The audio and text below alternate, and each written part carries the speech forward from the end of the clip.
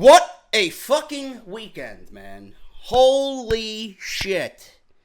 What a weekend. I don't even know where to begin, man. I'm still, I literally, I got off the plane and I took an Uber back home and I got in my car and then I had to drive to my mom's house to get my apartment keys because my brother was watching my two cats.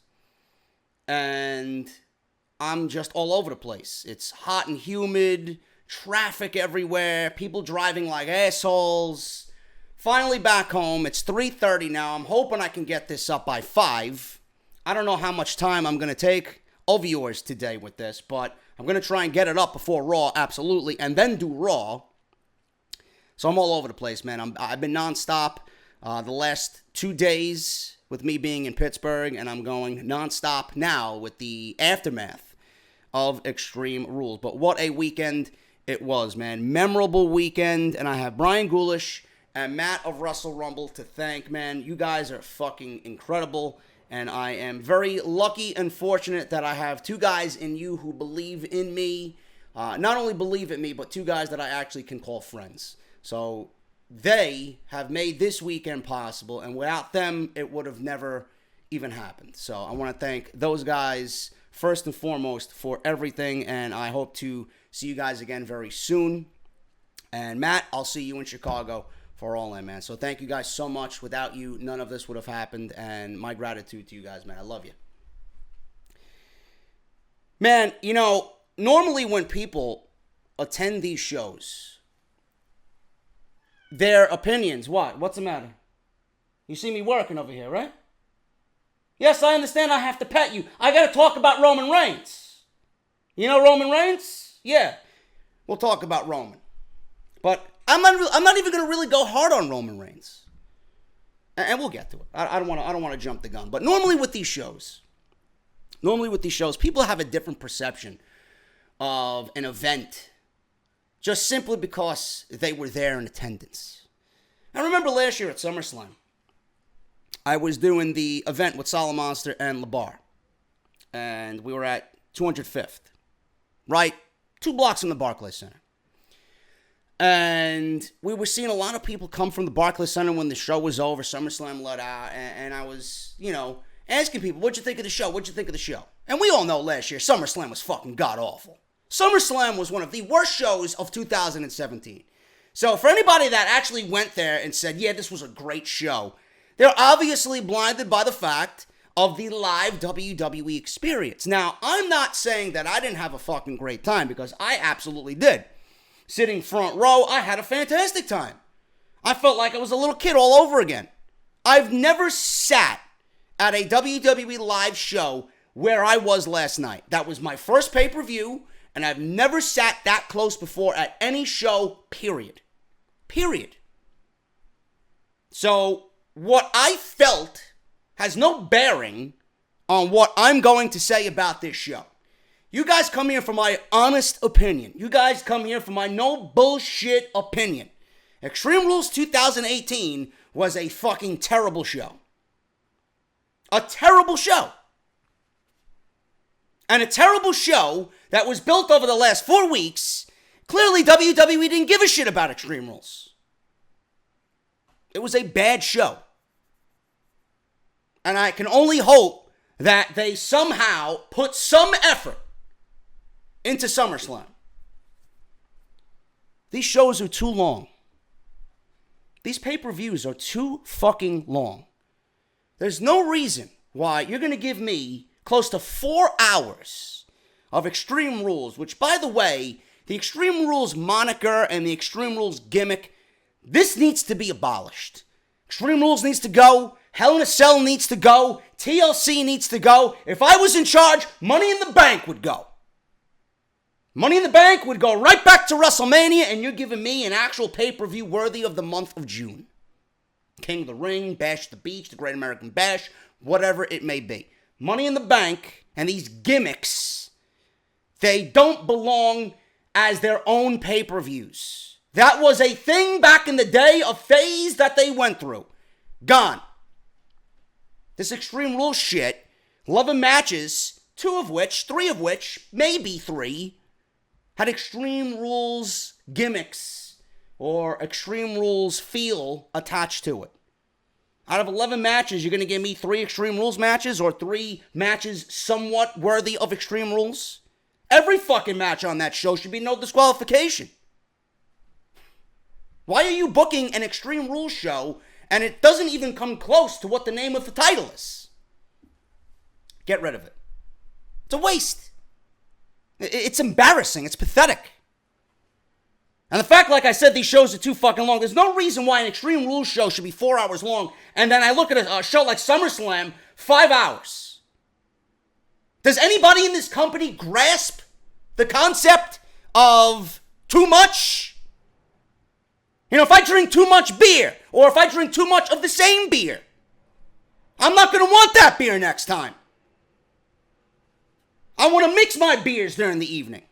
Maybe one heavy, maybe one light, maybe one fruity, maybe one sour. I'm not going to have pizza 7 days a fucking week. I'm going to get tired of it, and I love pizza. 4 hours for a show called Extreme Rules is too much. There's too much overexposing of the product. People are getting tired of the show. People get tired during these shows, and then what happened last night, which may not even be the fans' fault at this point, we'll talk about it, depending on how you see it, but most of the time, sometimes the fans get restless. Nobody wants to sit in an arena for 4 hours and watch shitty television. They don't want to sit and watch a shitty product. If the product was good, maybe the crowds wouldn't be hijacking these shows. Maybe if you give us anybody but Roman Reigns and the Roman Reigns Initiative, maybe we won't have to fucking chant CM Punk. Which I fucking hate, by the way.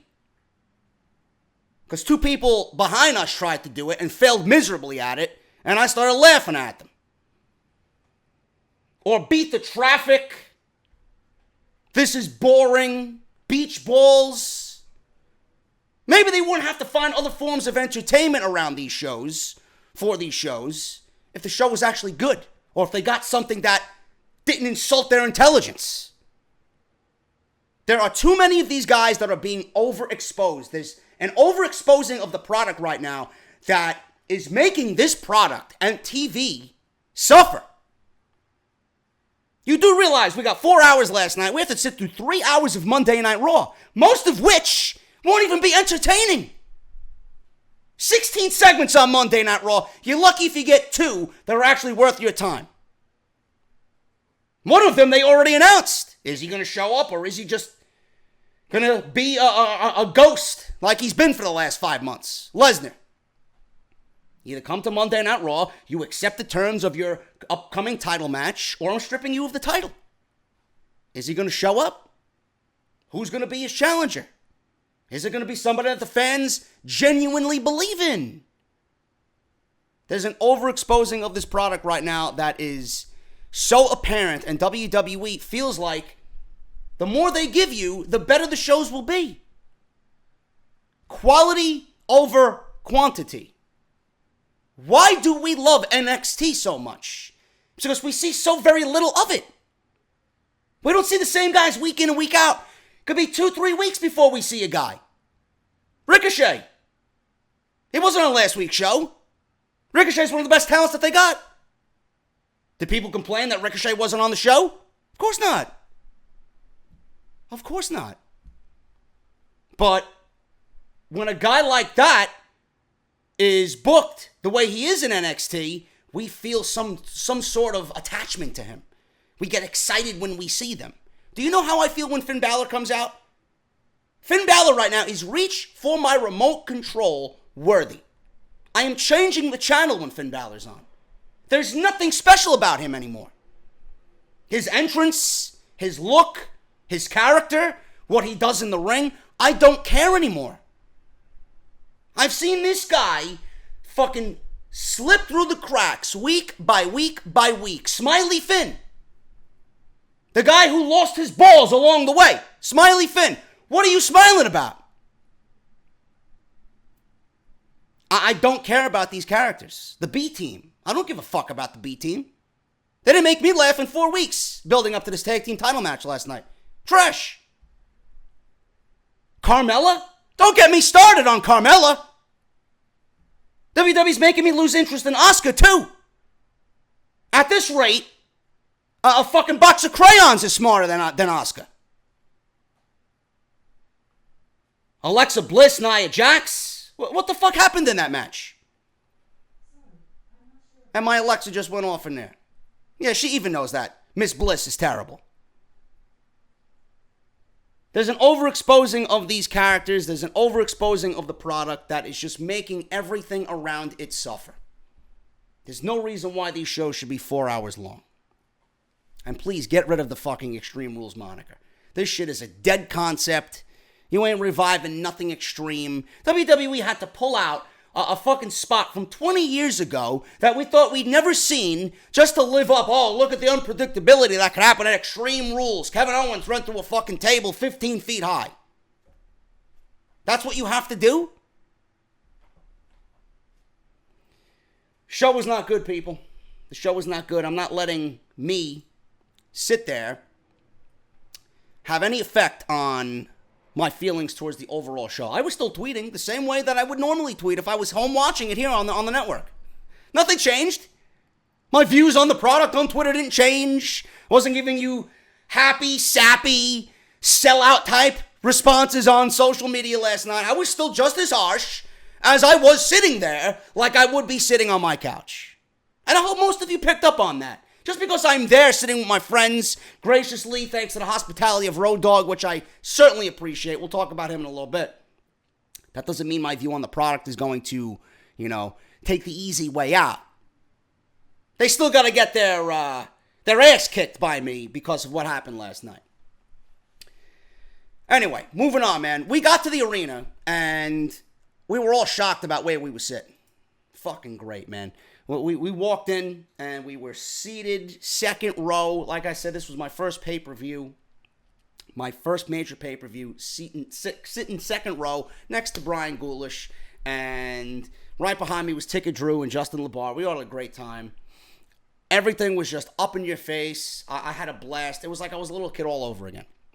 And Road Dogg hooked us up, man. So thank you to Road Dogg, Brian James. He is a class act, and I'm going to tell you guys the story of what happened after the show, because I actually had an opportunity to meet Road Dogg, who is absolutely fucking down to earth, super cool in person, man. Could be, he's super nice, Could be one of the best moments that I've personally had doing this entire podcast thing, man. We'll talk about that, but we got there about halfway through the Almas Sin Cara match, and I was able to catch the last 5 minutes of it. It was great seeing Almas live. It was great seeing Zelina Vega live. She is absolutely smoking hot in person. Almas and Sin Cara. If you guys watched what you seen on Smackdown Live, I actually enjoyed that a lot more than what we got here. This was just pretty much a take on what happened on Smackdown Live. Sin Cara's looked very intense. He's been looking very focused with Andrade Cien Almas, and that is what Almas does. Almas is so good. Almas is so physical, and he's so precise. He's like a fucking surgeon in the ring. Almas is so good that he's going to bring that intensity out of anybody. And this is why I feel it's so criminal that he's not being pushed right now with major acts. This guy does not belong in the ring with Sin Cara. This guy should be fighting for the fucking WWE Championship. Sin Cara is a waste of a feud for this guy. Yeah, he gets his feet wet on SmackDown Live. Nobody really knows who he is. But whose fault is that? This guy debuted after WrestleMania. He hasn't wrestled since May 15th. Or the middle of May. He wrestled that one match with Sin Cara last week. Before that, we didn't see him on SmackDown Live in the ring since the middle of May. Whose fault is that? Now, there were reports that WWE really kind of screwed up Almas because he was in the plans to go one-on-one with Jeff Hardy, but then they decided to put Nakamura in that role for the U.S. Championship. I asked the question of why. What has Nakamura done for the United States Championship that Almas hasn't done? Nakamura just lost a feud to AJ Styles over the WWE Championship and then gets thrusted right into a United States Championship feud. Why? Doesn't make any sense to me. He hasn't done anything to earn another title shot anywhere. Meanwhile, I would have loved to have Almas challenge for the United States Championship because it fit his character and what his initiative was on this show. We are here to take over. Didn't do anything for Nakamura last night when he beat Jeff Hardy in 8 seconds. If Almas beat Jeff Hardy in 8 seconds with the running knees and then a hammerlock DDT, that would have done more for Almas than it did for Nakamura. Almas is like a $400,000 fucking sports car sitting in your garage collecting dust. Yeah, it's gonna sit there. It's one of my collectibles. Spend $400,000 fucking car and you're not gonna drive it? That's what Almas is. Almas is a fucking prize piece. You buy your wife a fucking $20,000 engagement ring. She's not gonna fucking wear the thing? That's what Almas is.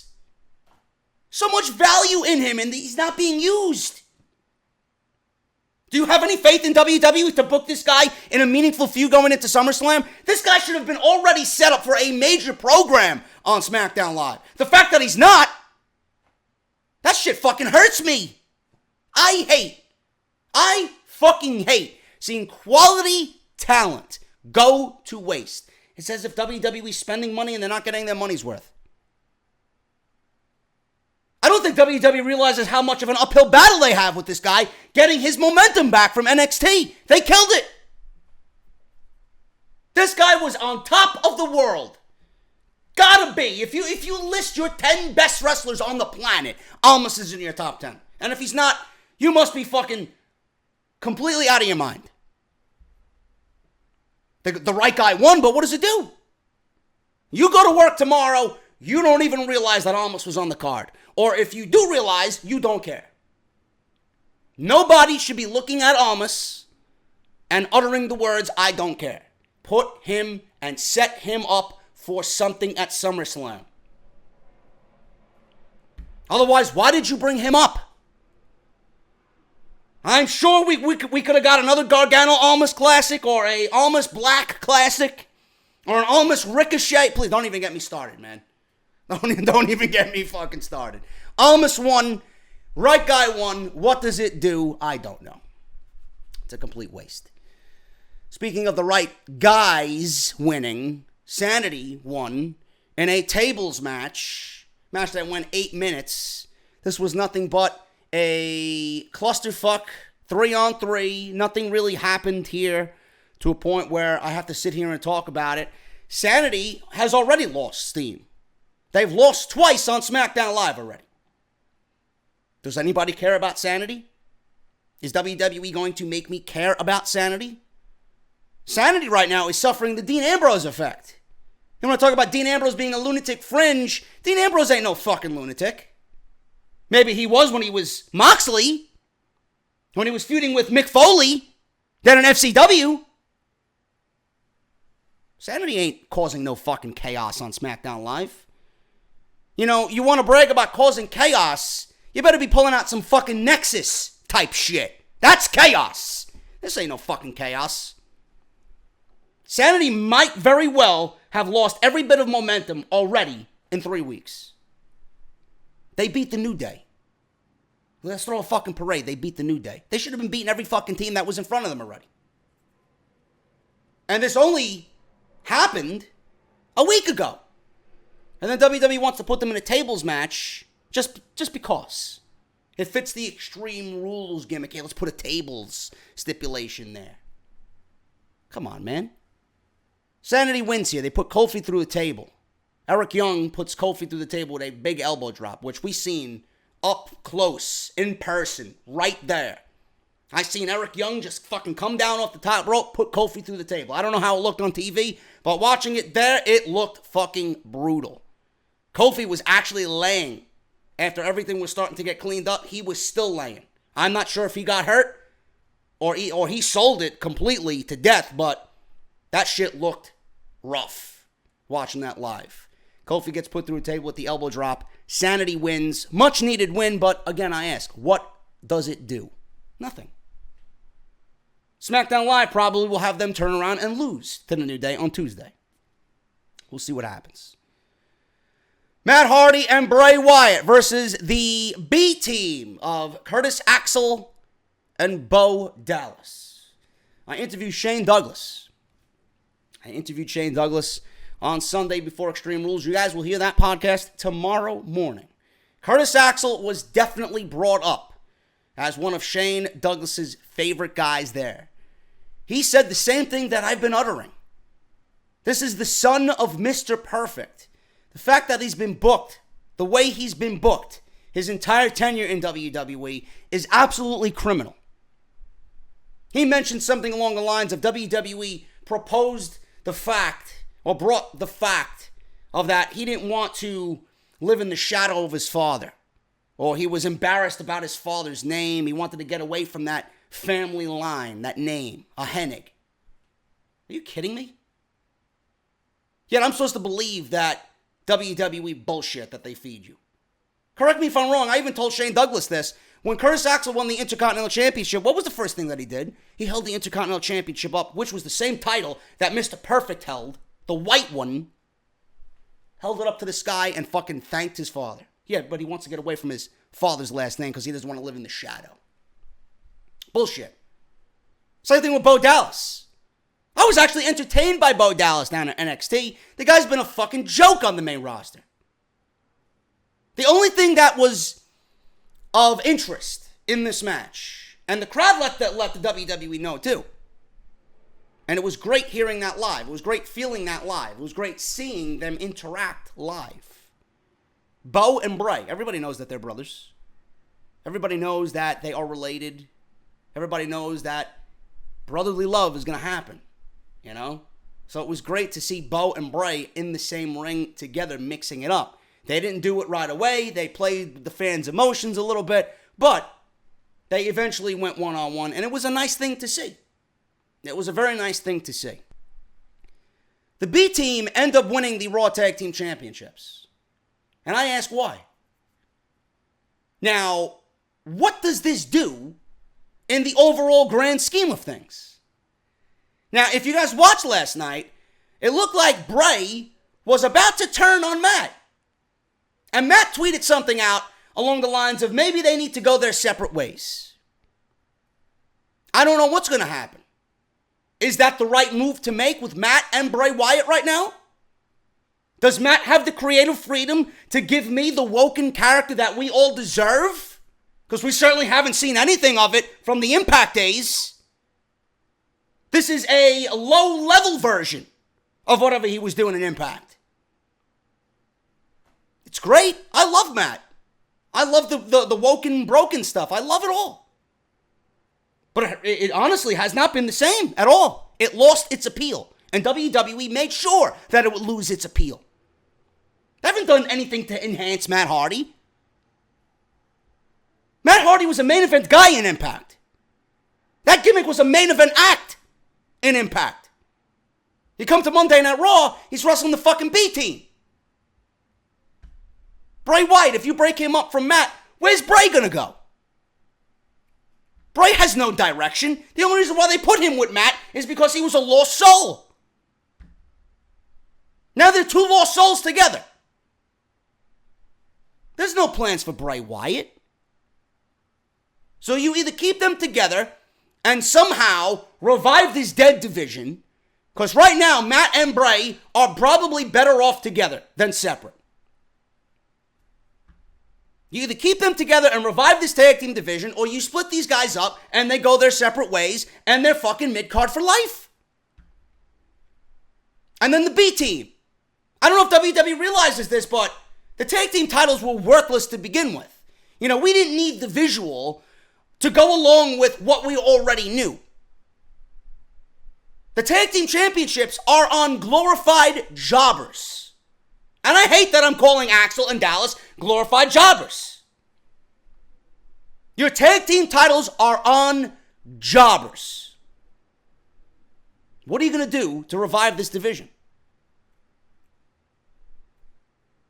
I certainly hope they have some plans. I mean, I don't know how much I could say it. I gave you a fucking plan weeks and weeks ago about how to revive the tag team division. It all starts with Matt and Bray. You got them. They've been a centerpiece of this division. You got a team like the Revival, who only 2 years ago, not even, were heralded as the best tag team on the planet. And again, you got guys like that employed, and you're not utilizing them. AOP, one of the most dominant teams to walk through NXT. Nothing. Absolutely nothing. After that, what do you got in this tag team division? You got Drew McIntyre and Dolph Ziggler. They aren't a fucking team. They're headed towards Splitsville, if you ask me. I see that coming sooner rather than later. Rollins and Ambrose? Rollins is way above that. What are you going to do? I don't know. But you got Jason Jordan. You ain't doing shit with Jason Jordan. Chad Gable, one of the most talented in-ring guys you got on the entire fucking brand. Probably on Smackdown too. What are you doing with them? Get them together. Seems like everything might be a little too crowded on Monday Night Raw right now. You know? Let's get American Alpha back together. All it takes is one feud. If you can give me American Alpha and the Revival, and they could spark something in that division and give me matches like we seen with Revival and DIY when Gargano and Ciampa were together, that's all I ask. Start there. I'm not expecting you to fucking build Rome in 1 week. Start there. Embrace tag team wrestling. How could you watch Oni fucking Lorcan and Danny Burch against Undisputed Era tear the fucking house down in Chicago and be okay with your tag team division? Oni Lorcan and Danny Burch gave you the best tag team match in WWE this year. What does that say about Monday Night Raw's tag team division? They certainly ain't doing anything right. Now, yes, they were going against Roderick Strong and Kyle O'Reilly, but that match, still to this day, in WWE, there hasn't been one tag team match better than that. That's the way your division should be. The fucking B team, this is nothing more than a transitional run, and I swear to God, if AOP does not destroy these guys, either tonight or before SummerSlam, somebody in WWE is clearly fucking neglecting all things tag team wrestling. I'm sorry. Start small. Revival Alpha. Alpha AOP. Start small. That's all I ask. And then other things and the pieces will fall into place after that if you so choose. But don't give me the fucking B team as a comedy act as the Raw Tag Team Championships. Or the Raw Tag Team Champions. This needs to be a division of competition. It's not a division of fucking comedy. Simple. Finn Balor versus Baron Corbin. This wasn't a bad match. I actually stated on Twitter last night that Baron Corbin, I'll get into why he's dressed the way he is. I don't know why. Baron Corbin has so much potential that it's absolutely asinine that this guy is where he is. He's gotten a lot better from where he was only a year ago. He looks better. He looks like he's in better shape. The Constable thing might be working. It gets him in front of the camera more. It gets him a little bit more comfortable on the microphone. Those are positives. But Baron Corbin, now, to me, he's been on the main roster for a little bit now. The fact that he isn't higher on the card from where he is right now, I don't know why that is. The guy has all the potential in the world to be a world champion. One of these days. He's got a great look. He's got a great theme. He's got a great entrance. He's got it all. If he works on the little things like the in-ring style, if he speeds up his pace a little bit, and he fucking gets out of dressing like he's walking into a fucking nightclub, maybe we got something here. Is this his new thing? Black dress shirts and black slacks with dress shoes? What happened to the heavy metal grunge like Baron Corbin? The biker Baron Corbin. What happened to that look? This Constable shit, it may be good for him in the long run, but having him come out dressed the way he is, he may have some of the worst in-ring gear I think I've ever seen. It does not fit. It looks effortless. There's no effort in Baron Corbin. You gotta go out there, Put on a black dress shirt and a vest. And slacks. You know? It's the same thing with these corporate fucking characters. You had Corporate Kane wrestling in fucking blue slacks and dress shoes with no top. And you got Baron Corbin dressing in fucking vests like he's bouncing at a fucking nightclub. And don't get me started on Finn Balor. Finn Balor, I even said it out loud so everybody can hear me. Second row. Finn Balor has fallen so far from the sky, I don't even give a shit about Finn Balor anymore. He is reach for my remote control worthy. There is nothing special about Finn Balor anymore. The guy lost his balls along the way. Smiley Finn, I don't know what the fuck he's smiling about.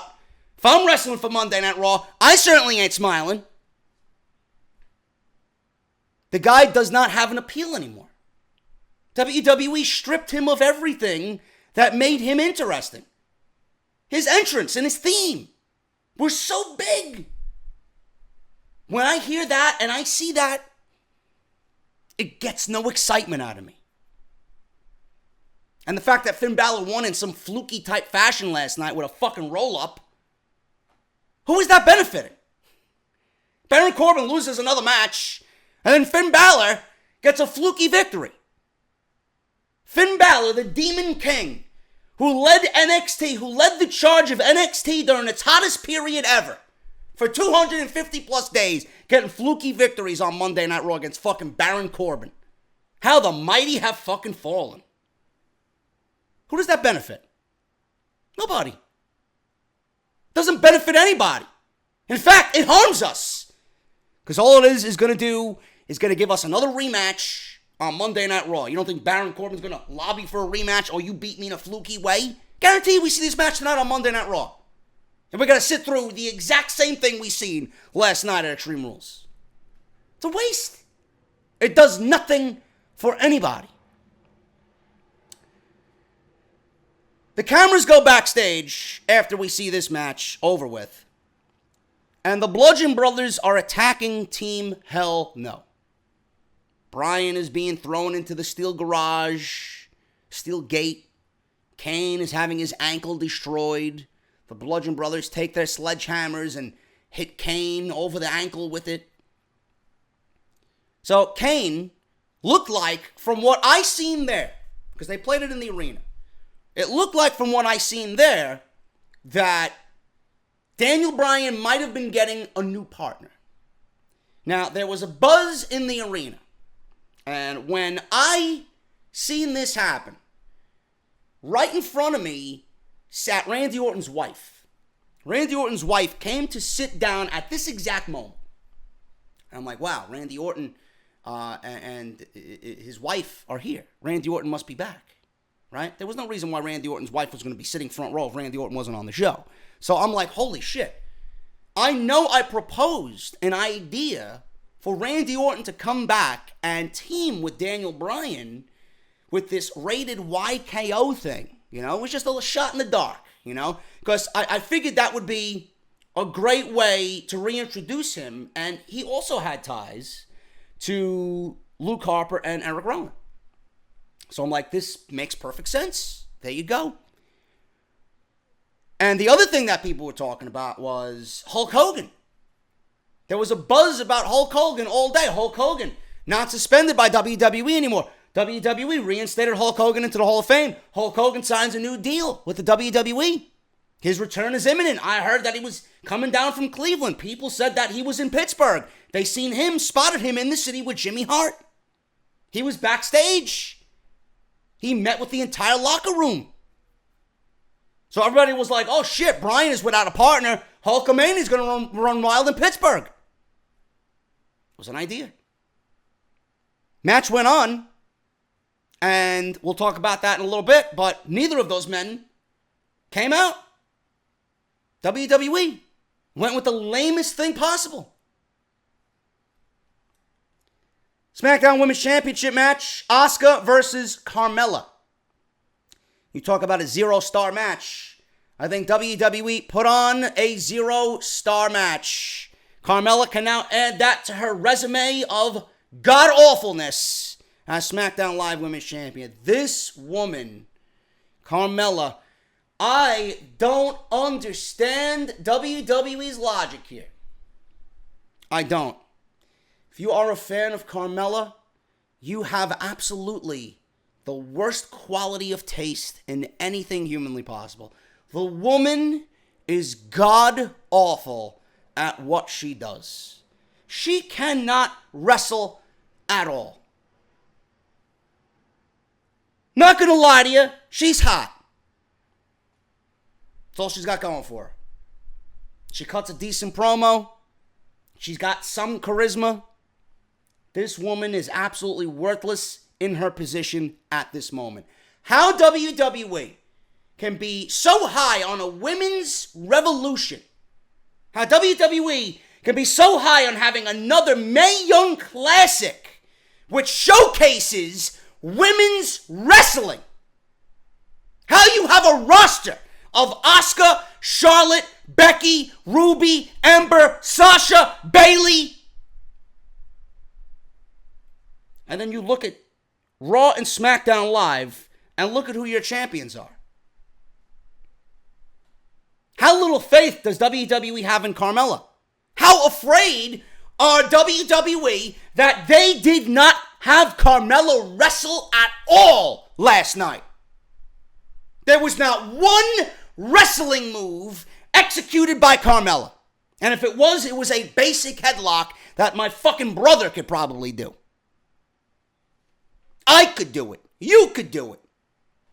My grandma could fucking do it. SmackDown Live Women's Champion. Championship on the line. Shark Cage. This was like fucking the Three Stooges. This was literally an episode of the Three Stooges. Mo, Larry, and Curly, played by Asuka, Ellsworth, and Carmela. That's all it was. Right out of the gate. James Ellsworth comes out. He's dressed in this fucking bizarre attire. I noticed immediately something was going on because the guy had like 17 fucking bandanas wrapped around his ankles. Either he was going to climb down from the cage like he was fucking Rapunzel, or something was going to go on where he was going to help Carmela cheat to win. That's exactly what the whole plan was here. Throws down a steel chain, throws down some fucking mace or some unknown substance in a spray bottle. Then all of a sudden, Ellsworth climbs down from the cage. He picks the fucking lock. He's picking the lock. And I don't know if you guys seen it live on television. The cage was incredibly low. At the start of the match, the cage was so low, and then they raised it, and then they lowered it again right before Ellsworth picked the lock, opened the door, climbed out of the cage, and then got his foot caught. And then all of a sudden, he's being used as a fucking piñata by Asuka. Asuka beating the shit out of him. So everybody's anticipating Asuka to get this, under control and win the championship. At this point, Asuka, again, made to look like the biggest fucking fool on the face of SmackDown Live. I don't know how this woman made 900 days as NXT Women's Champion, undefeated, and then you have her come to SmackDown Live, and every single week, this fucking magic 8-ball has more IQ than Asuka. Absolutely downright pathetic how Asuka is being booked. And don't tell me there's a ongoing story that we're supposed to feel sympathy for Asuka because she can't seem to overcome the odds of Ellsworth and Carmela. This isn't rocket science. She's got her back turned, just forgetting about Carmela.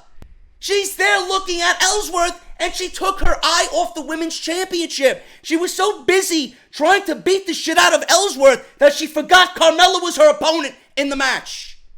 Carmela comes from behind. The cage is lowered. She shoves Asuka into the tip of the cage, the side of the cage with the tip sticking out. And then she pins Asuka for 1, 2, 3. Absolutely downright awful. 0 stars. If I could give it lower than 0 stars, I would. How WWE can have this woman parade around as women's champion is absolutely downright pathetic. The women's division right now on SmackDown. Raw too. Complete embarrassments. How you have some of the most talented female performers in the world employed on both of those shows, and that is who you're representing as your women's champion? My God, man. If I was in charge, Carmela would drop that strap almost immediately. This needs to be her only run as champion. She has not gotten better. She is just awful in every sense of the word. And Ellsworth is no better. Ellsworth is no better. They brought him back because, again, they have no faith in Carmela. Has he enhanced her act? No. It's made everything that much worse. And I can't wait for it to be over. Absolutely god-awful match. I hope I never see her wrestle again. And believe it or not, she's still the women's champion. United States Championship match, or after the match rather, before we even get into that, Asuka snapped. She goes on a barrage. You got crew members getting in there. She starts beating the shit out of the crew members, and one of them actually escaped, who me and Brian seen in the bathroom after the match was over. But it's just awful. German suplexes to Ellsworth. She beat the shit out of Ellsworth, gave him German suplexes, put the Asuka lock on him, made him tap out. So it's so garbage. It's absolutely garbage. Shinsuke Nakamura versus Jeff Hardy for the United States Championship. Now, there were rumors going around that Jeff Hardy was hurt. And that was reported. Jeff Hardy's banged up. We don't know what's going on with Jeff Hardy. Jeff Hardy comes out. Nakamura comes out. His entrance is great live. Both of their entrances, in fact, are great live. It was just a thing to see, you know. And I'm very fortunate that I got to see Nakamura's entrance live, man. I was right up close. He's doing his thing. Beautiful. This match lasted 8 seconds. And I had my head down, and I missed everything. I seen the low blow. I thought the match was going to get started, ring the bell. I missed the entire Kinshasa. All Shinsuke did was low blow Jeff Hardy before the bell rang. The referee asked Jeff Hardy if he was good to go, and Nakamura was readying a Kinshasa. Jeff said yes. Boom. As soon as the bell rang, Kinshasa. 1, 2, 3. And Nakamura has done the unthinkable. Not beat Jeff Hardy, but get championship gold on WWE's main roster.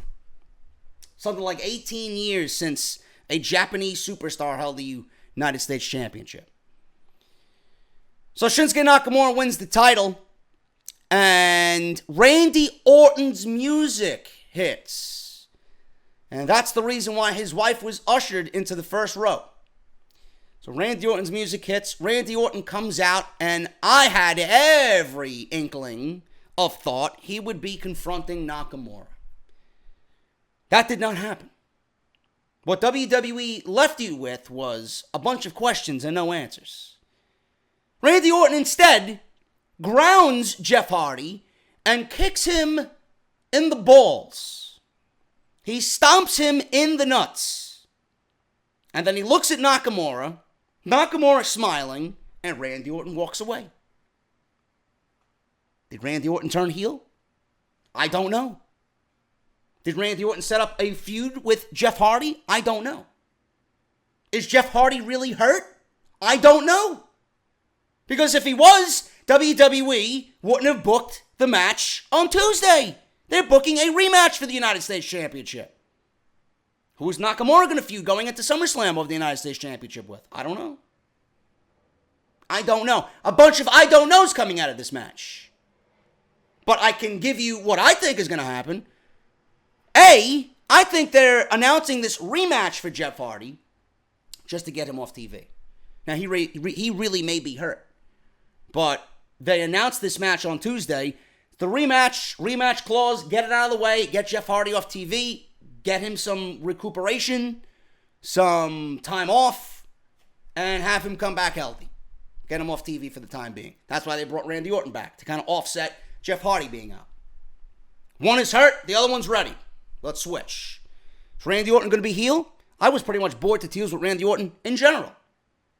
But being away for 3 months, it was nice to see Randy Orton. Heel Randy Orton. The Viper Randy Orton. The calculating one. The guy who doesn't give a shit. The guy who personally said, I'd rather be a heel. He's more in his element as a heel.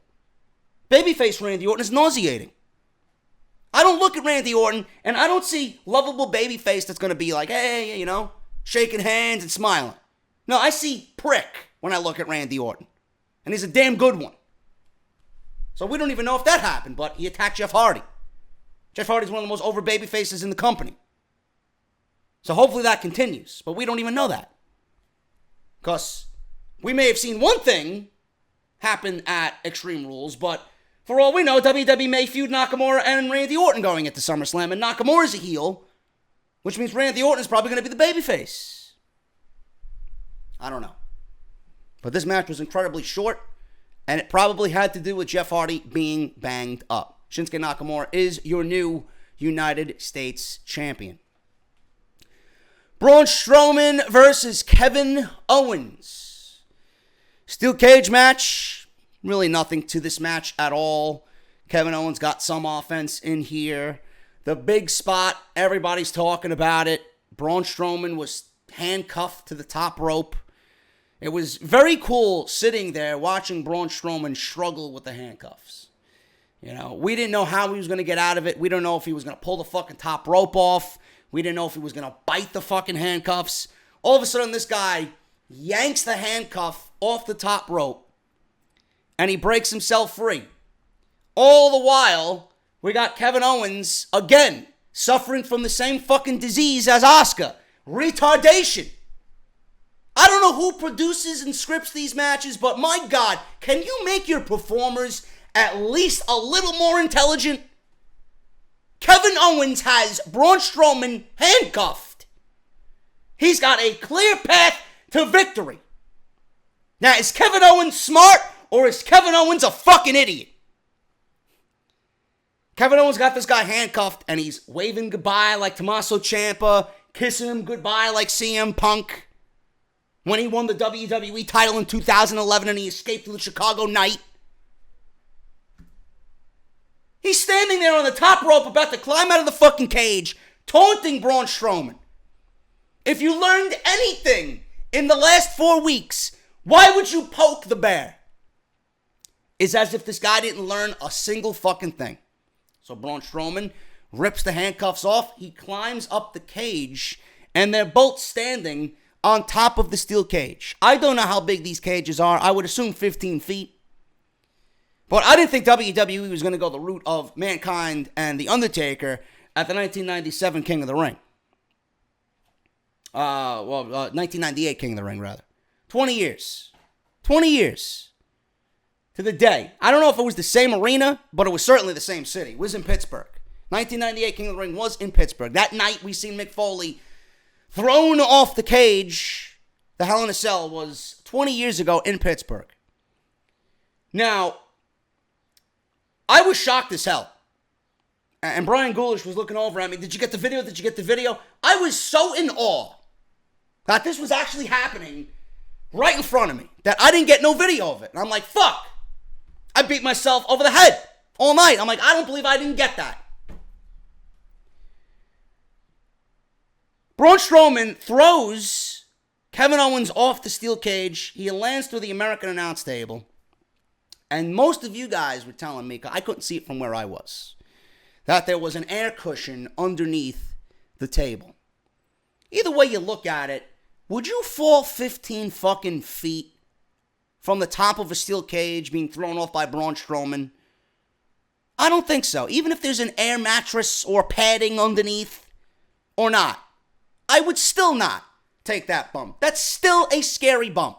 The way Kevin Owens hit, even live, looked fucking nasty. It looked nasty. And I know he is not feeling good this morning. Or was not feeling good this morning. But the fact that you guys told me that the air mattresses were visible, that's an issue. Now, I didn't watch it back on the network. I probably won't watch it back, period. But if I do, I'll skim through it. WWE needs to do a better job at concealing these air mattresses for these big spots. Because we've clearly seen it when Shane McMahon was jumping off Hell in a Cell at WrestleMania against The Undertaker when he took that massive dive. Missed that elbow drop. We've seen the pillows or the padding, the air mattress underneath there. Now, I don't know what type of Michael Cole gave last night. I'm sure it sounded forced as fuck. I don't even know if I want to hear it. But WWE needs to do a better job at concealing the safety for their performers so it isn't so blatant. But I don't think anybody should really care that there's an air mattress underneath there, as long as we don't see it. Who gives a shit if there's an air mattress? Of course there's going to be a fucking air mattress. Would you want your performer leaping off the fucking steel cage and hitting concrete underneath the table? No, you're going to protect him by any means necessary. For the people that are claiming, oh, there was an air mattress, fuck, it's stupid, this is terrible. You're lucky you even got that spot in 2018. You got to give Kevin Owens props that he even agreed to pay homage to what happened 20 years ago. That shit, God knows how many years that took off Mick Foley's life. And here we are having Kevin Owens do that for us? Show some fucking appreciation, man. Seeing that live was I was jaw-dropped seeing that live. Those were one of the moments last night that I was like stunned. I was like, holy shit. Everybody stood up. It was unbelievable. But Kevin Owens looked like an idiot. Now, Braun Strowman actually rectified himself. He actually lost the match by tossing Kevin Owens over the steel cage. Owens won the match. So how does that make Braun Strowman look? He didn't give a fuck about losing the match. All he wants to do is hurt people. It played into his gimmick, but it makes him look like an idiot. Or the fact that he doesn't give a shit about losing. Because he knows he's got the briefcase. And all he wanted to do was harm Kevin Owens. He actually rectified himself on Twitter that same night, right after the event. Some people were telling me I lost the match. Where? How? I don't see where. So at least he rectified himself. He ain't that dumb. But Kevin Owens, you got this guy handcuffed, clear path to victory, and you're going to sit there and fucking not climb the cage? You look like a bumbling idiot. Really. SmackDown Live Tag Team Championships. This was the Bludgeon Brothers versus Daniel Bryan. Randy Orton was my proposed opponent for Daniel Bryan, or proposed partner rather for Daniel Bryan. That didn't happen because Randy Orton came out and kicked Jeff Hardy in the balls. So he was out. Everybody was anticipating Hogan, Hulk Hogan, to come out and team with Daniel Bryan. Yeselmania. Didn't happen. All we got was fucking Kane in a ankle brace. And WWE, I guess, with Daniel Bryan re-signing with the WWE, according to Sean Ross Sapp of Fightful.com, people were claiming that he didn't sign. Sean Ross Sapp got the exclusive. He said Daniel Bryan is signed. Ticket Drew actually told me yesterday, Daniel Bryan is signed. Signed, sealed, and delivered. So maybe WWE, I don't know if Kane is hurt or not. I really don't give a shit at this point. If he's off television, the better. Because I don't think Kane should be on television anyway. Guy can't move. It's 2018. We don't need to see Kane on television. Especially in the main event.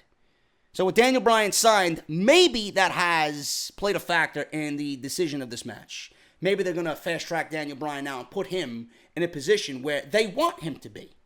At the top of the card, possibly for the WWE Championship. Now, I would not fast-track Bryan and The Miz. We didn't see The Miz last night. I'm glad we didn't see The Miz last night. Ticket Drew was telling me The Miz is easily going to make the trip from D.C. to Pittsburgh. He played in the celebrity softball game for the MLB All-Star game that's airing today. He's going to make the trip over. He's going to interfere in the match and cause Team Hell No to lose. WWE clearly went another route. I would not book The Miz versus Daniel Bryan at SummerSlam. I would not. There are plenty of opponents for Daniel Bryan to go up against at SummerSlam. It doesn't need to be The Miz. You know? The Miz should be vying for the WWE Championship. I mean, this is why I wanted Miz to win Money in the Bank. It fit him more perfectly than Braun Strowman. Braun Strowman can go on any show, any night, and ask for a title shot. You can tell him no? At least with The Miz, he has a reason to have the briefcase, take it away from Styles, and just stick it to Daniel Bryan. What is Braun Strowman going to do with the briefcase? It fit The Miz more than it did Braun Strowman. And now that WWE supposedly has re-signed Daniel Bryan, which should have been done months ago, I would not fast-track this. There's money there. I'm not saying that they can't cross paths, but there's got to be a reason for them to fight. What is the reason for Miz and Daniel Bryan to fight at SummerSlam? Oh, I don't like you. You don't like me. It's pedestrian. Give these guys a reason to fight. Daniel Bryan, if signed, elevate him up the card. Give him Almas at SummerSlam. Give him Almas at SummerSlam. Or give him Nakamura at SummerSlam. Somewhere on the card where he could fight and move up. That is your main storyline on SmackDown Live this year. How great would it be if Bryan, Miz, Styles are all feuding over the WWE Championship? If that is the case and he is signed, let's do this. Let's go. But we'll see what happens with that. I really don't know what the meaning of this Team Hell No thing was last night. I don't know if Kane is hurt. There were reports. Someone was telling me that Kane broke his ankle or hurt his ankle at a house show the night before, and that's the reason for this storyline. I didn't read any of the dirt sheets today, so I don't know. But Team Hell No lost. And the Bludgeon Brothers just look like a team that doesn't give a shit, which is good. They are bludgeoning. They are the Bludgeon Brothers. They should be known to do what they did yesterday, and they outsmarted them. Will there be repercussions for their pre-match attack? I don't know. We have to wait and see. But Team Hell No did not win the tag team championships, and rightfully so. Daniel Bryan is above whatever happened on Extreme Rules. This was a 1-month fantasy nostalgia run, and that's all it needs to be. Bryan now can move on to bigger and better things, and Kane can go do mayor duties in Knoxville, Tennessee.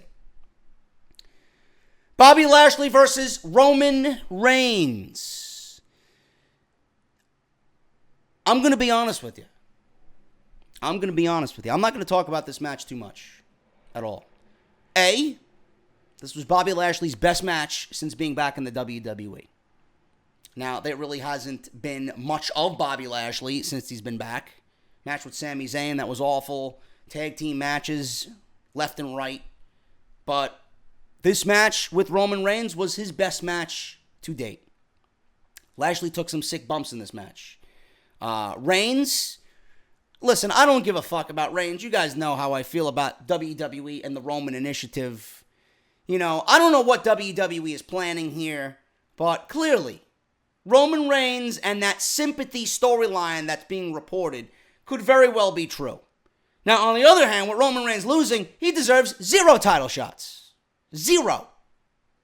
So I don't know where they go going into SummerSlam. We have 1 month to go before SummerSlam. We will have a challenger either tonight or next week. Neither of which should be these two guys. I'm going to go the Salamonster route. I'm taking the fucking title off of Brock Lesnar. I don't even want Brock Lesnar as your champion anymore. Strip him of the fucking title. Have a tournament for the title. With the finals taking place at SummerSlam. Tournament begins tonight. 2 matches tonight, 2 matches next week. Conclude the thing at SummerSlam. Simple. You have a going storyline that's going to keep people invested on Monday Night Raw. If you have 2 matches tonight, 2 matches next week, and then the semifinals during week 3, and then the finals at SummerSlam, that's going to keep people invested in Monday Night Raw. We're going to get new challengers. We're going to get new challenges for the title and unpredictability. Somebody that's not named Brock Lesnar. There's nobody that I want to see Brock Lesnar go one-on-one with. Nobody. The only guy I want to see go one-on-one with Brock Lesnar at this point is Seth Rollins, and that's not happening. That ship has sailed, and WWE is not going down that sea. You got Braun Strowman. Braun Strowman's got money in the bank. If he's not the champion following SummerSlam, I don't know what the fuck he's doing with that briefcase. Now, the way WWE positioned this match with Bobby Lashley and Roman Reigns, we might not even get Roman Reigns versus Brock Lesnar as was originally reported. We might not even get Lashley versus Lesnar. What are we going to get? You think WWE is going to keep Roman out of the main event going into SummerSlam? Bobby Lashley now has a victory over Roman. In his eyes, he's got all the credentials to beat Brock Lesnar.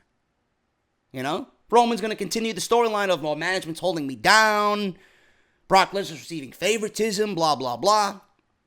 But realistically, he's done nothing to warrant a championship match. He's done. But do you think WWE is going to keep Roman Reigns out of the main event of SummerSlam? No. This is either going to be a triple threat match and they're going to line up multiple opponents for Brock Lesnar, or this is going to be a fatal four-way and it's going to be Lashley, Roman, Lesnar, and Strowman. And it's going to be a take on what we seen when we seen the last fatal four-way happen with Strowman, Reigns, Lesnar, and Joe. WWE may just cycle the same plan, but with different faces. No, it may not. No, it's not really different faces. It's three of the same faces, just substituting Lashley for Joe. Because on the other hand, look at Braun Strowman. Is Braun Strowman going to come down and just seize an opportunity? Or is he somebody that wants what he wants and he wants it now? I don't see Braun Strowman capitalizing on an opportunistic situation.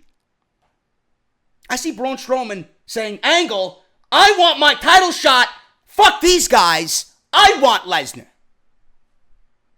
Lashley's got an opportunity now. Lashley has all the pull in the world to lobby for a title match. I just beat Roman Reigns clean.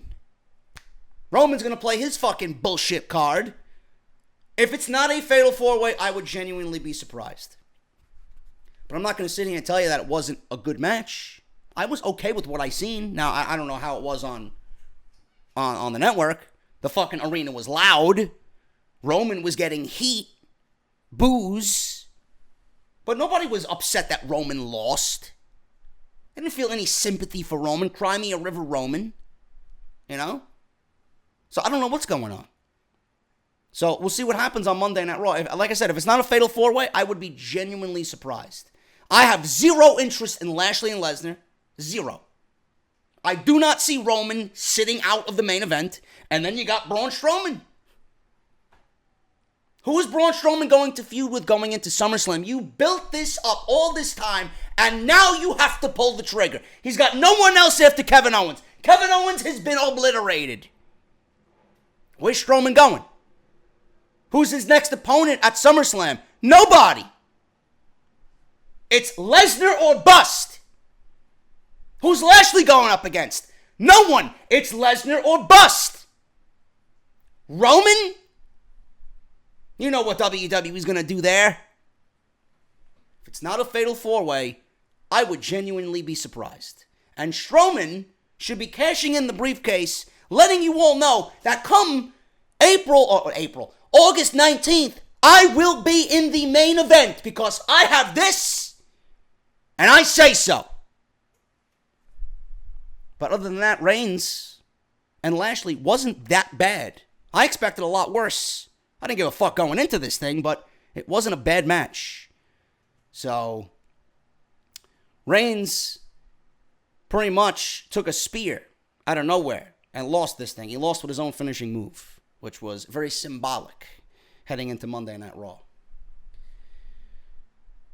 Ronda Rousey was sitting with Travis Browne, literally, probably less than 50 feet away from me. Extreme Rules match for the Raw Women's Championship. Nia Jax and Alexa Bliss. Extreme Rules, Raw Women's Championship. Obviously, Ronda Rousey there playing into the whole Alexa situation. You guys know I've been very difficult and hard on Alexa Bliss fans and Alexa Bliss in general. I will say this. This match was awful. Both women. This was much worse than watching it live. I was physically there, dissecting these women and what they did. They are incredibly sloppy. Incredibly sloppy live. I don't know how this came off on television, but my God, this was just as bad. It wasn't as worse, but it was just as bad as Carmela and Asuka. Alexa Bliss, you can tell by just watching her move in the ring. And I've been told this by some credible fucking people. She's afraid to work and she's afraid to take bumps. Alexa Bliss, WWE, look at their champions. Carmela, attractive young female, blonde. Alexa Bliss, attractive young female, great assets, great body, can talk. Outside of that, for both women, what do they have? Nothing. Alexa Bliss is sloppy. And after everything that I've been told about her work, now that I seen it second row last night, I know that those people who told me that are indeed correct. She is awful. This match was awful. The outcome of this match was ridiculous. Ronda Rousey jumped the barricade. Ronda Rousey jumps the barricade and she goes after Alexa Bliss. Now, Alexa Bliss ran away. So Ronda Rousey focused her attention on Mickie James. And she throws Mickie James so hard into the barricade. Sloppy as well. She lost her footing. She was going at 1,000 miles an hour. She was just so overexcited about jumping the barricade, getting involved. Everything looked like it happened almost instantaneously. Mickie James went into the barricade and Ronda Rousey was upset and she was going after Alexa Bliss. All of a sudden, Rousey chases Bliss, stops from escaping over the barricade. There's a huge foot race around the ring. Mickie James grabs a kendo stick and blasts Ronda Rousey in the back. And I don't know if that was an intentionally stiff shot, but from where I was standing, I was like, oh my God. She got blasted with that Singapore cane. And the way Ronda Rousey threw Mickie James into the barricade, I would not be surprised if Mickie James put some extra juice on that kendo stick shot, man. My God, did she level Ronda Rousey. Bliss returns to the ring, goes to the top. Jax catches her in midair, picks her up for a Samoan drop. Mickie runs in, hits Jax with a steel chair, which looked fucking awful. There was absolutely no oomph on that steel chair shot. And then Alexa Bliss, with the steel chair, with a DDT on the steel chair, that looked horrendous. From where I was sitting, it looked horrendous. Again, I don't know how it came off on television, but there was no impact on that DDT whatsoever. And Alexa Bliss beats Nia, Natty, and Ronda all in one night. I hope Alexa Bliss is booked to get what's coming to her, man. She is awful at what she does. Her day as women's champion is fucking long gone. We need to get away from these fucking Barbie doll champions. I don't want to see a female in this company representing your brand as its champion that doesn't want to wrestle. The most Alexa Bliss took yesterday was a fucking stomach shot on top of a steel trash can. She was running around, running away from Ronda, and running away from Nia half the fucking match. If you don't have someone that embodies champion and embodies what they're doing with the women's revolution, I have zero interest in it. Get these women away from the championship title picture. Ronda, she may be 4 or 5 months in this thing. But if Ronda wins the championship, Ronda's going to bring a level of legitimacy to the women's division that is sorely needed. Carmela, she better be dropping that title to Asuka, and I don't want to see anybody outside Becky Lynch competing for that fucking championship. These Barbie dolls, this Barbie doll era of women's champions needs to come to an end. Both are awful. And no, Mella isn't money. Alexa isn't good at what she does. She's got a good mouth. That's about it. These women away from the championship and get some fucking legitimacy back to your women's divisions. Please. They are absolutely some of the worst segments on television right now. AJ Styles, Rusev for the WWE Championship. This place was hot. for Rusev Day, man. I was watching this very intently. The story that they told here was very good, man. It was predictable. It was something that we kind of expected, but they made you believe with some damn close near falls, man, that Rusev had a chance to win this match. Man. There was one spot where he goes for the accolade and his leg is hurting him, Rusev, because he had the calf crusher applied earlier in the match. So he only applies a half accolade, which showed his grit and determination. It was great stuff. So AJ goes to the bottom rope. Rusev pulls back on the neck. AJ still gets to the rope to break the hold. English then, on the opposite side, away from the referee, is exposing the top turnbuckle. So you knew this was going to come into play. Rusev is gaining some momentum now. AJ goes up, goes to the corner. Rusev charges, but AJ moves. Rusev hits the exposed steel. So Aiden English's attempt backfired. English can't believe it. He's upset on the outside. AJ ends up going to the apron and hitting a springboard 450. Damn near close near fall, man. Everybody believed in that, and Rusev kicked out. AJ then runs in the ring, nails a big drop kick to English through the ropes. AJ goes up to the apron, and I was thinking, I'm like, Rusev is on his feet. He's staggering a little bit. AJ was going for the phenomenal forearm. I turned back to Ticket Drew. I'm like, here we go. AJ's going to jump off phenomenal forearm. He's going to get a Machka kick, and Rusev's going to be your new champion. And then Ticket Drew was like, if that happens, I'm jumping the barricade, and I'm celebrating with Rusev. Fortunately, that did not happen, and Drew did not get kicked out of the arena. But that would have been something, man. Phenomenal forearm, and Styles wins 1, 2, 3, man. This was a very good match. Was it the match that Rusev needed to showcase himself to the WWE and WWE management? I don't know. But all I know is Rusev, to me anyway, legitimized himself as a main event guy on SmackDown. And a guy that you should have all the trust in the world in. If you want to plug him into that type of role, even though this was a throwaway pay-per-view and this was nothing but a bridge to get Styles to Samoa Joe, I'm fine with that. Rusev will have his day. He is incredibly over. He's incredibly over. And apparently Justin LaBar is the biggest Rusev Day supporter of all time. Because he was big on Rusev Day last night. But Styles overcame Rusev Day, and he retains the WWE Championship in a very good match leading into the main event of the evening, which was the most controversial thing of the entire show. Now, I don't know what was shown on television. All I know was that in the arena, when this match started, the countdown clock, Rollins and Ziggler, Iron Man match, Intercontinental Championship. The first time the Intercontinental Championship has main evented a pay-per-view, I don't even know when. If I'm wrong on this, somebody correct me. It's got to be SummerSlam 1992. Bulldog Brett. I don't know when the last time the Intercontinental Championship main evented a pay-per-view was. And I'm glad to see that was the case. And I'm glad WWE made the decision to not put Roman and Lashley on last.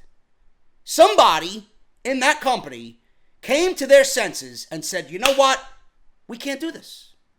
The crowd's going to hijack it. It's going to be worse than anything we see all night. And the fact that WWE put Lashley and Reigns on in the middle of the show, look at what happened. It wasn't as bad. Reigns still got his fucking ass chewed out by the fans, but it wasn't as bad as everybody expected it to be. Not putting them on last saved Lashley and Reigns. Putting the IC title on last made a lot of sense. But was this the right main event? Again, I question, was this the right main event of the show? We don't know. We don't know. After that ending tonight, or no, last night, rather, for this Iron Man match, we don't know if it's the right ending. WWE had the clock, the 30-minute clock on the Titantron. WWE had the 30-minute clock on the scoreboard up top, above the arena. For some reason, the people in Pittsburgh, I don't know what the fuck was going through their head. It seemed like everybody was having a good time. WWE did not appreciate what was going on, and I'm sure Rollins and Ziggler did not appreciate what was going on. As soon as the clock hit 29, 10, 9, 8, it's as if they were counting down the countdown clock during the Royal Rumble. And they were doing this consecutively every single minute. WWE eventually took the scoreboard down and left nothing but the falls up. They took the clock away, and then they took the clock away from the scoreboard up top, on top of the arena. And the crowd was booing. The crowd was giving you a chant of, "Where's the clock?" They legitimately hijacked the show. And then with 10 minutes left in the fucking match, WWE puts the fucking scorecard up with the clock. And the clock got the biggest reaction of the night. I don't know how to think about that. My honest opinion was I was pissed off that the fans were doing that. But on the other hand, look at the match that we got. Look at the match that we got. IC Championship match, 30-minute Iron Man match. You figured this was going to be a show stealer. You figured this was going to be one of the best matches that WWE put on all year. It didn't even come close to what they did on Monday Night Raw. It didn't even come close to what Rollins did with The Miz at Backlash. This match was terrible. Whoever produced this match and whoever laid this match out needs their fucking head examined. I don't know how you could lay out this match the way we seen it last night and be happy with your work. These guys went close to 30 minutes with one fucking fall on Monday Night Raw, and we get 7 in 20 minutes? Who made that decision? And look at the way Ziggler won his falls. He could not do it on his own. He needed McIntyre's help for all 3 falls. And it only took McIntyre getting kicked out of the arena for Ziggler to win a 4th fall. What does that say about Dolph Ziggler? What does that say about him? He can't get the job done without Drew. If it wasn't for Drew, Ziggler would have been shut out. And that's the way you want to perceive your Intercontinental Champion? That was god-awful booking.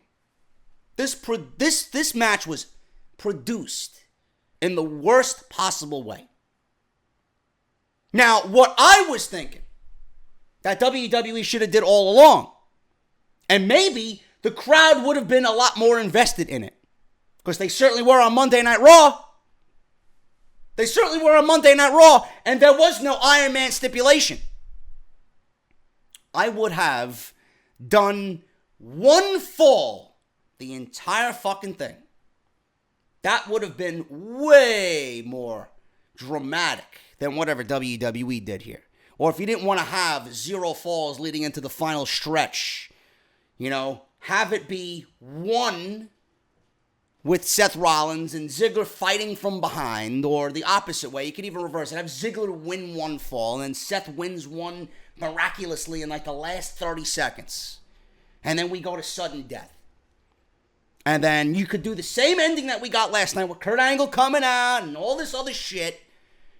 And we could have got another 15 minutes. It could have at least went into sudden death and give us the feel of a real Iron Man match. Whatever we got last night was a downright embarrassment. Crowd hijacked the show. Crowd lost interest. They didn't pick up steam until like the last 4 minutes or so. And then we seen 7, 8 falls total in this entire thing where they went on Monday Night Raw for 30 minutes and we didn't get fucking 1 fall. And look at how much more the fans were invested in that match compared to what we got last night. And this is why I raised the question earlier. Was this a true main event the way it was set out? No. I thought that was a terrible way to go off the air. I would have much rather seen Rusev and AJ Styles go on last. At least the crowd would have went home happy with AJ putting on a great match, telling a great story with Rusev. That was the better of the two stories told. WWE fucked this up as soon as Rollins went up 3-0. As soon as Rollins went up 3-0, I didn't give a shit about that Iron Man match. And then when McIntyre threw a gasket and fucking blew a fuse, I didn't give a shit. Ziggler won all of his falls because of fucking McIntyre. He looked weak. He looked weak. Your Intercontinental Champion just proved to everybody that he doesn't have what it takes to beat Rollins on his own, that he needs his muscle. I hated the way that match ended, and I hated the way that entire thing was scripted. It was ridiculous. Absolutely ridiculous. Match ended in a draw.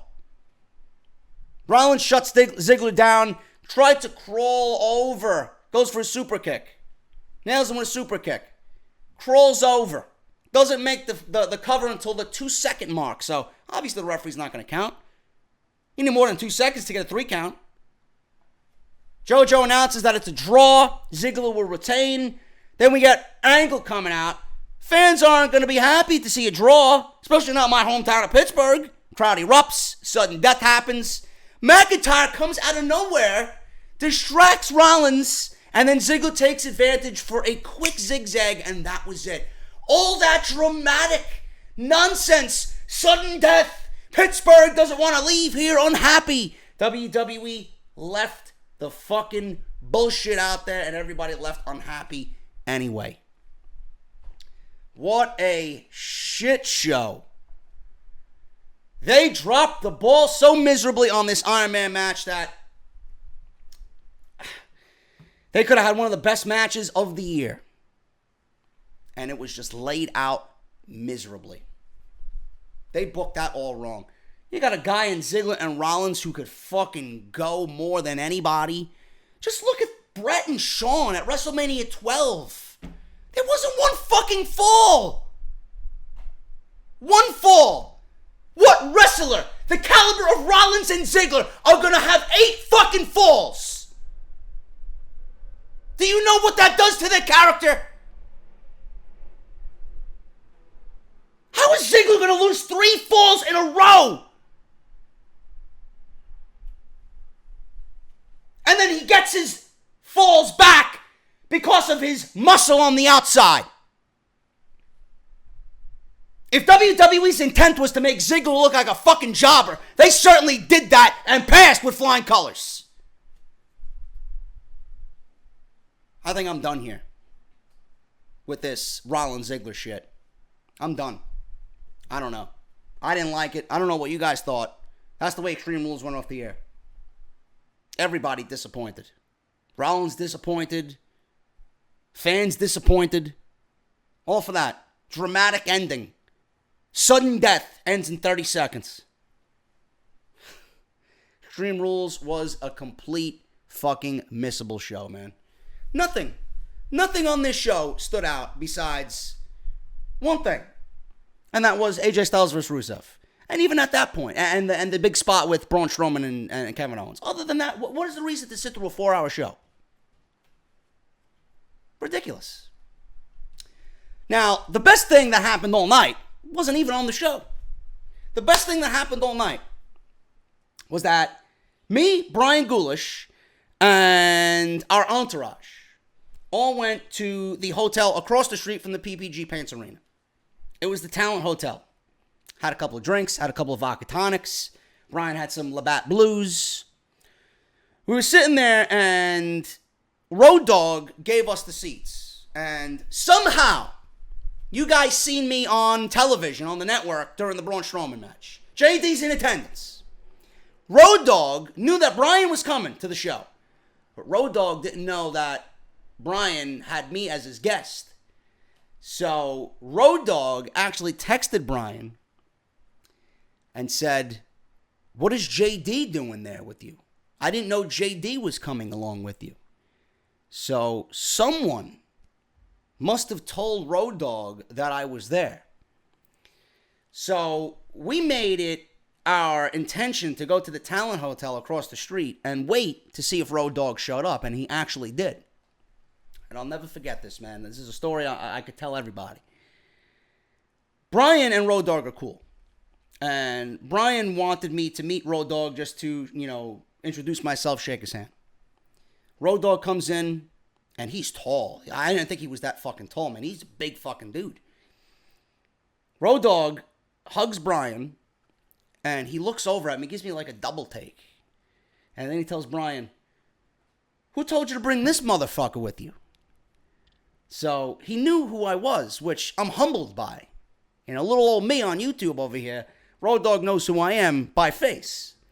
I go over to him, I shake his hand, and I tell him, "I just want you to know that however you see me on YouTube and what I do at my show, that's not how I am in person." And he understood that, and he was very nice. He was incredibly, just down to earth, super nice guy.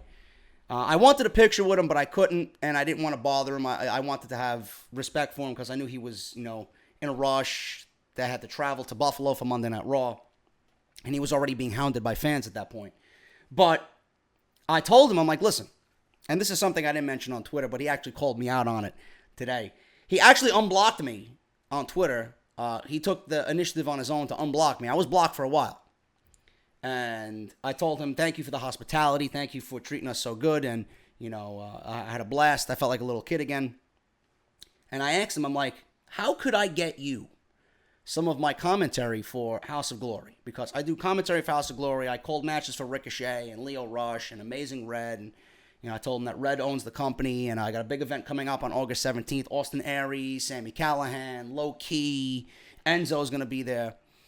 And he's like, you could get me the tapes or whatever you want me to listen to. I'm not in charge of that, but I'm close with the guy who is in charge of that. So if I can get him some of my work, I'd be humbled and honored to see what he thinks. And maybe, somebody likes what I do there. But I reached out to him. I apologized. I told him that's not me. I love the business. I love the company. I'm just hard on the product because I want to see it succeed, And he was just super nice, and I'm grateful that he unblocked me, and I am grateful that we're back on good terms, So no more hashtag fire Road Dogg, at least for right now. But I want to thank everybody, man. That's the end of the review. And actually, I seen Kevin Dunn walk by me too. I would have loved to have the balls to have a picture with him, but he probably look at me like I'm a fucking idiot. But that would have went viral on Twitter, man. I would have loved it, but I didn't have the balls to do it. He looked like he walked into the hotel and he fucking zipped by everybody, man. But you guys can see the picture on Twitter.